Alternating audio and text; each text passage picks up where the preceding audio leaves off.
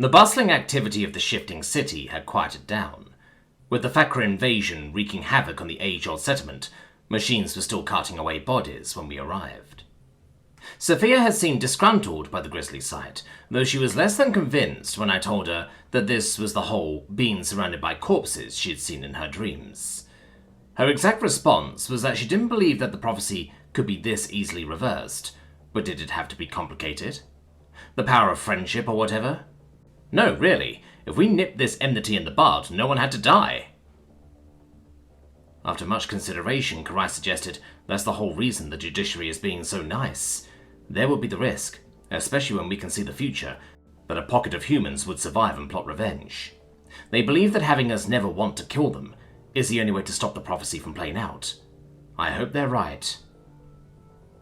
Corbin gave us the morning to enjoy some leisure, in the spirit of proper diplomacy, before we were to make our way to the hearth. The Justicar furnished a memory walk chamber when I asked him. To my amazement, I had one reserved to revisit with Karai. Takahashi, Mikri, and Sophia were off on a different excursion, showing the general around as they contemplated strategy. I knew they were just praying I kept my fat mouth shut, so the ESU was probably happy to bench me. I wanted to share some of my deepest memories and open myself up to the Aleutian Watcher. She deserved the same openness and transparency, beyond how much it would mean to Karai to share in the human experience. It was what she'd craved in her soul for so long.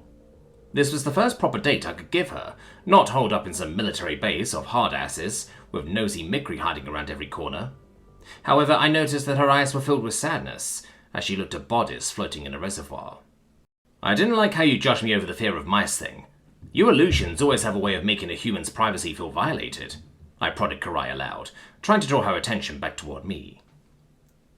The Aleutian flinched before forcing a smile. It's a silly fear, Preston, but an adorable one. I'm curious how it came about. Well, and you're not memory walking this. I used to be a stunk sleeper as a kid. I know, horribly unattractive, yada yada. One day, round about the age of 14, I woke up in the middle of the night feeling something on my ass cheeks, and a big motherfucker was chomping through my pastel trunks. That was the girliest scream that I'd ever belted out in my life. Not that being girly is bad, just, you know. Evolution didn't design the male voice to sing that high. Really? I always thought you'd make an excellent soprano, darling. It would be an awfully poor decision if you reenacted that right now, at the top of your lungs in public, and looked very afraid of me. I promised Takahashi I wouldn't embarrass us that badly. Anyway, that's the mice thing. What's your worst fear? Karai's black eyes darkened a shade. That even the things that last the longest in the universe will eventually fade and return to non-existence. Stars, love, Aleutians. Oh. My jovial mood faltered at that bleak comment, though I quickly nodded to myself. Love fades after the stars on your list. I think that's pretty good. I'd be happy with us outlasting those stupid balls of fire. I know you likely meant more tangible things. Few thrills or experiences, from nature or otherwise, impact me much. Forgive my existentialism, but that's the honest answer. Impermanence, in the world of immortality, quite the dreary subject for a romantic excursion. Are you sure? Because I'm feeling positively inspired. Never been better. I could break into a musical number right here after all, soprano as fuck, just by the virtue of being here with you. I'd do it if only to make you smile. The way your lips curve is the most beautiful thing I've ever seen. Karai giggled, pressing a hand over her mouth. Oh, Preston, you're such a cheeseball. It's part of your charm. The damn mouse agreed with you that I'm a cheeseball. Can we choose different words? Our word for it? Nix the translator, she said, and I complied. Duvakna. I guess it loosely means tickle words, though it'd get a semantic translation of cheesy. Your words always tickle my soul. Aleutian guards were waiting outside the memory walk chamber, at Corbin's behest, strolling out to meet us and shepherd us toward our private room. The lengthy lines we'd seen on our last trip were absent, with the civilian presence just now starting to return to the usual hotspots. Holding Karai's hand in my own, I knew that trading my freedom was worth it. Each moment we had together was priceless. I wanted her to know every part of me, including my shame and pain, the way I grasped her thoughts implicitly. The doors closed behind us in the holographic room, with Colburn's people hovering outside to keep an eye on us. There was still a small part of me that worried how I might mess this up, and whether Karai would judge me for being vulnerable at the wrong time. I mean, she liked me for being fun and cheering her up, so maybe this was the absolute wrong thing to do. Anxiety swelled like an inferno in my stomach, but I tried to push it down.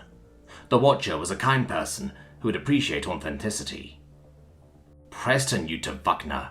You trusted Karai with humanity's destiny to kill her whole species, but you're scared to show her a few formative moments that you already picked out? It'll be fine. Right, Karai. I cleared my throat, forwarding the first memory before I could have second thoughts. You deserve to know who you're dating. This was the moment I lost my dream. It's part of who I am, failing and getting knocked down at the worst possible time. I slipped back into the anguished memory before the illusion could offer any response, finding myself back on a football pitch for the first time in 20 years. To have a helmet wedged over my ears, to drive the spikes of my cleats into the moist peat, and to have my gloved fingers locked securely over the football. Adrenaline flowed beneath my sweat-soaked face. Current-day Preston was a bit jolted to see tan skin. It felt like someone else's life after everything that had happened since the gap. Preston, the quarterback, had no thoughts of aliens or saving the world. He was too caught up in the bright lights and the cheer of his fellow students as his hand moved on his own. The football snapped into a wide receiver's grip, and he grinned from ear to ear as it was carried for a first down. This was a place where he was the star, where he was good enough for his dad to give a tentative, grudging clap. Scouts didn't come for someone who wasn't the real deal. This is my chance to get out of here. Out from under their thumbs and their shadows. I'll make it so big that I'll never look back. This is what I love to do, and that's why I'm going to make the life I've always wanted. I'm nothing like them. I'm throwing it to the end zone, and I'm not taking anything less than ending this game right now. Charlie, you gotta be open. Be ready. Determination rippled like ice through my veins, the pressure breathing down my neck. I clapped my hands together in the huddle. This team, this tight-knit sense of brotherhood we had, meant the world to me. Count on me like I'm counting you. Let's beat their asses. Let's go! We broke out of the huddle, and I readied myself to receive the snap of the scrimmage. The opponent standing in our way didn't want this as badly as I did.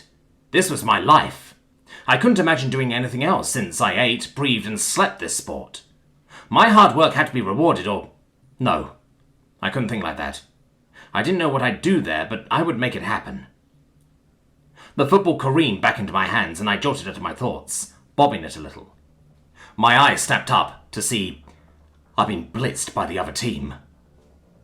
Extra defenders surged upward to swarm me, and I staggered backward in panic. I couldn't find anyone open, couldn't pick out number 13. Too fast. I threw the ball off into the sidelines in desperation as a massive linebacker plowed into my left hip. I fell awkwardly, my twisted arm being crushed by the full weight of my torso. It was bent in the right way, that my elbow collided first and the pain was instantaneous.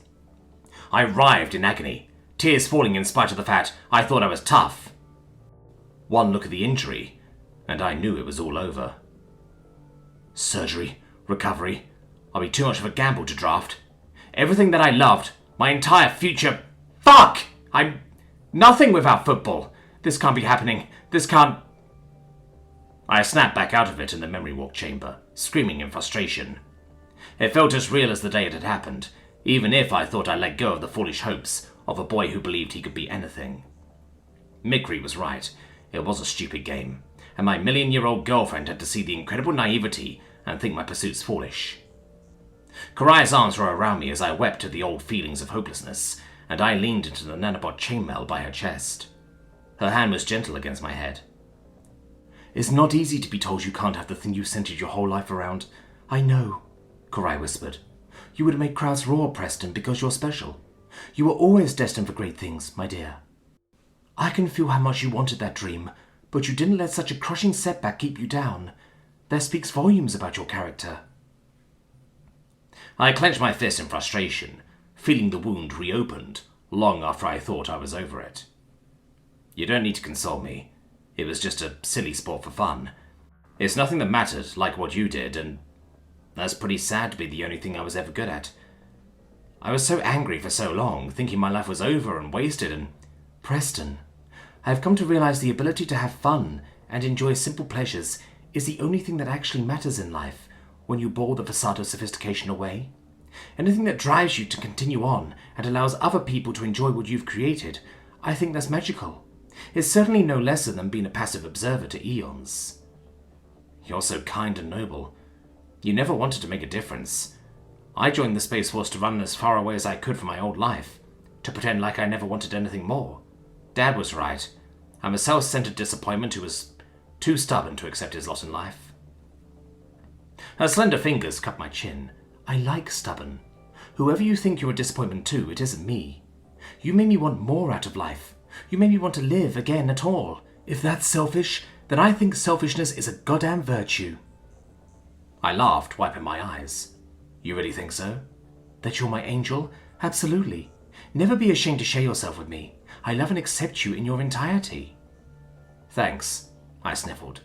Can I, show you why I joined the Gap mission before you lock in that answer? Please do. I sent over the next memory, snuggling close to Karai and trying to relax a bit. The thoughts of pre-Gap Preston, who knew nothing about other dimensions or aliens, took hold in a flash. The Space Force had wanted volunteers from Pluto's station to travel through the hole in the solar system wall. The fact that it was supposed to be suicide was a bit of a turn-off. I threw my name in the hat. The truth was, I felt it every dream I ever had in this life, and I was willing to accept death as the only way to make it all mean something to anyone. Like I ever cared that much about the mysteries of space. What impact can that ever have on earthly lives? I'm nothing, and dying on a pointless mission? Who cares?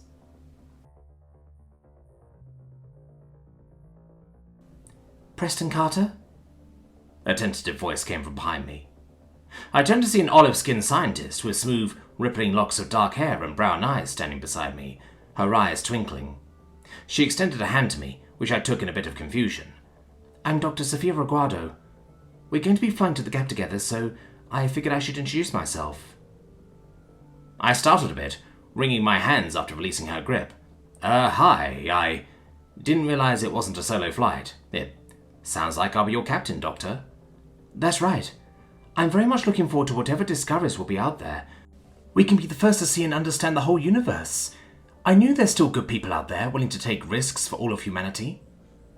I bit my lip, a little taken aback by the excitement for a suicide mission. Aren't you scared that we're just going to wind up dead? Nerve-wracking as it might be, I never forgive myself for passing up this opportunity. It's like my mum and dad are on my shoulders, whispering to me from the afterlife to do this, to take a chance at doing something great. I could see Sophia's excitement falter when I didn't mirror her enthusiasm, so I forced a polite smile onto my lips. She seemed like a nice enough young woman, someone who still had dreams and memories to live for. I didn't understand her conviction, but I sort of wished it was contagious. I wanted to believe in something again, even if this was hardly the arena I dreamed about. More than anything, I wanted to do something great. Making eye contact, I tried to stare deep into her soul. What's so fantastic about this? What's there to gain? I sighed. Sophia's eyes widened with what seemed to be shock. You need more than a passing interest in spaceflight to sign up for something as monumentous as this. You should read what the astrophysicists say about the solar wall. Not my cup of tea. It's our entire species' cup of tea right now. Don't you want to know what we're risking everything for? I mean, why do you think we're doing this? For the first time, I really pondered the question and tried to formulate an answer. We don't like not knowing things. Humans can be insatiable about that kind of stuff, and I mean, it is fun to think about. Anything you say could be out there is equally true. It's exciting to think there might be more to life. Something worth discovering. Sophia waggled a finger. You need to read up on some science and speak that with more excitement. I'm not plunging into the unknown with someone who's half-hearted about this. There's a lot of eyes on this mission that are looking on with all kinds of hopes. What is the nature of existence? It's the biggest question in science. I'm no scientist. I fly the ship and get you there safe. Scientist or not, I need you to be a partner. She sighed, shaking her head. Do your homework. By the time we set sail for the Gap, if it's the last thoughts we ever speak, I want to discuss exactly what might be out there. I'm willing to bet you get more into it than you might think. You just met me. Sophia shrugged. Call it intuition. Besides, I know I'll have my doubts when I'm staring down certain death. I'll need someone to talk me out of it and remind me why we're doing this. Maybe you need to hear yourself say it too. I pressed a hand to my neck and nodded, finding the scientist to be a little presumptive for someone I just met. Still, Reading up on the Sol Wall and blending with my nerdier counterparts on Pluto Station would give me something to do to kill the time rather than waiting to die. The memory dissipated around me, and I found a faint smile on my face at the recollection of that first conversation. Fifi gave me a new purpose to latch onto, even if she didn't know it. Kurai peered into my eyes. Well, was her intuition right? I gave a quiet laugh, wondering why she didn't ask about my initial reasons.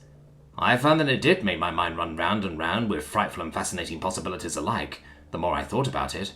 By launch day, I think I was as hungry to know the answers as her, and probably the more vocal of us at the end. I'm always the more vocal person, no matter who I'm with. Somehow I don't think you could be more vocal than Mikri at his full power.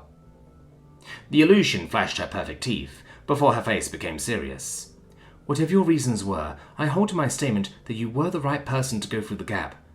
I wouldn't have wanted it to be anyone else. I love you more than any human that's ever existed. I don't know what I did to deserve you, but my life is yours. I'm glad it was me too. I mean, I feel like I failed on several counts, but I'm happy I got to help Mikri and fight for humanity. That tin can doesn't know it, but he gave me purpose. I think you gave that tin can not only purpose, but a personality that he could have never unlocked on his own. You should be proud of the kindness you've shown to Mikri. I hope this won't offend you, but I watched you every step of the way on Kalka. I tilted my head. That doesn't surprise me. If you wanted to interfere, you could have walked in instructions on the importance of showers. The illusion didn't laugh, her eyes growing distant. I could have. I wanted to interfere very much. Can I show you my perspective of your mission to first contact us, so you have no doubts about how I truly feel? I will be honored. The floor is all yours.